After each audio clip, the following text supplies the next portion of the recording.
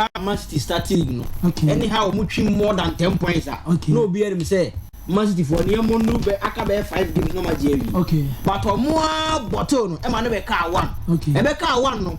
Players need to say we cannot afford to lose this league. Okay. So they fought until the end. And Sana against Asante ni Man City too. But still, one of the teams be winning. Sa situation bi na Kotoko do ma ho kodu no. Okay. Edu be no mo twin league ni mbebre no has important no mo twin be 16. Media man put the enka. But ene aba beka 6. Players ni ma 4 kasa. Say enye 6 na aka nka kwesi do sun ko. What be aka be say 9 or 12 points. Anka me for nin kasa sa. Ndi Kotoko players no, the entire Kotoko team including their coaches. Omo nyintum say omo na mama ade na duru say.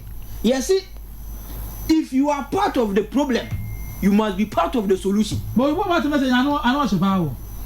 This Kotoko team can't afford to lose this year's GPL, whether they like it or not. There's a mandate. They should win the league. But they see last season.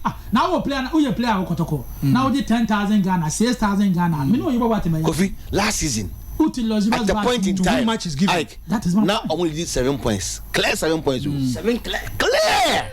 Omo tata why kokwasa and say and points no e flow mon sana no omo ban any league no na ebiem mi say na biem say biem na this season we fit see o da see am say omo 6 points Kofi so omo fight very well.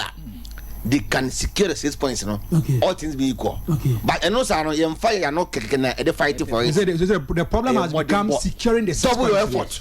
You see, I know. Or some prospect boys na chance. Na okache omo chache ne say.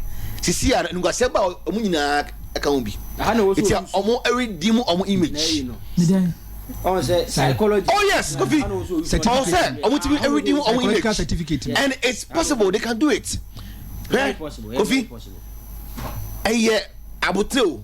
All those say any man could hear, but empenying for say achia and so then on that note 0247 83 8406 maybe alliance na to bet